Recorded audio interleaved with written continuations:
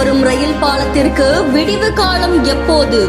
பல ஆயிரம் செலவு செய்தும் உயர் தொழில்நுட்பம் வந்தும் பணி தாமதம் ஏன்? ரயில் பாலத்திற்கு தடை போடும் கடல் சீற்றம்.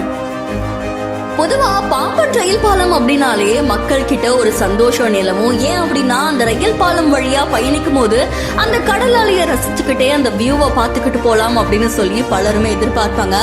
அந்த வகையில பாம்பன்ல இப்போ புதுசா ஒரு ரயில் பாலம் கட்டப்பட்டு வருது.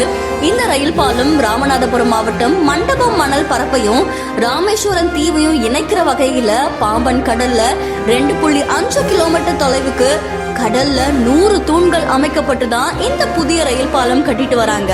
இதுல மண்டபம் பகுதியில இருந்து தூக்குப்பாலம் பகுதி வரைக்கும் 77 தூண்கள் அமைக்கப்பட்டிருக்காமா. அதே மாதிரி பாம்பன் பகுதியில இருந்து தூக்குப்பாலம் வரைக்கும் 23 தூண்கள் அமைக்கப்பட்டிருக்கு அப்படின்னு சொல்லப்படுது.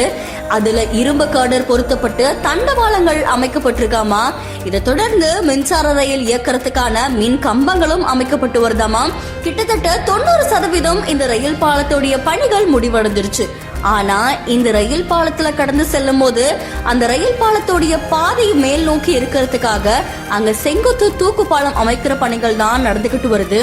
இந்த பணிகள் முடிவடைஞ்சு தூக்கு பாலத்தை நகர்த்தி நடுப்பகுதிக்கு எடுத்துட்டு போய் வைக்கலாம் அப்படின்னு பார்க்கும் போதுதான் அங்க ஒரு சிக்கல் ஏற்பட்டிருக்கு. ஏன் அப்படின்னா 700 டன் எடை இருக்கிற இந்த தூக்கு பாலத்தை நகர்த்தி எடுத்துட்டு போகும்போது அதுக்கு கால அவகாசம் நிறைய தேவைப்படுது அப்படின்னு அங்க இருக்கிற பணியாளர்கள் சொல்லியிருக்காங்களாம். இந்த நிலையில கடல் சீற்றம் அங்க அதிகமா இருக்கிறதால இந்த தூக்கு பாலத்தை நகர்த்திட்டு போறதுக்கு ரொம்பவே சிரமம் ஏற்படுது அப்படின்னு சொல்லியிருக்காங்க. ஒரு நாளைக்கு வடக்கு பக்கம் நீரோட்டம் இருக்காமா, இன்னொரு நாளைக்கு தெற்கு பக்கம் நீரோட்டம் இருக்காமா. 2024 பிப்ரவரி மாசமே பாம்பன் பாலத்துடைய புதிய ரயில்வே பாதை பயன்பாட்டுக்கு வரும் அப்படின்ற மாதிரி அதிகாரிகள் சொல்லியிருந்தாங்க. இதை தொடர்ந்து இப்போ இதோடைய பணிகள் நிறைவடையாம இப்படி காலதாமதம் ஏற்படுறதுனால அடுத்த வருஷம் வரைக்கும் போகலாம் அப்படின்ற மாதிரி கூறப்படுது. சோ நீங்க இந்த பாம்பன் பாலத்துல கட்டப்பட்டிருக்கிற பழைய ரயில் பாதையில பயணிச்சிருக்கீங்களா? அது எந்த அளவுக்கு சுவாரஸ்யத்தை கொடுக்கும் அப்படின்றத மறக்காம நம்மளுடைய பிஹைண்ட் நியூஸ்க்கு கமெண்ட் பண்ணுங்க. தொடர்ந்து பல செய்திகளுக்கு ஃபாலோ பண்ணுங்க.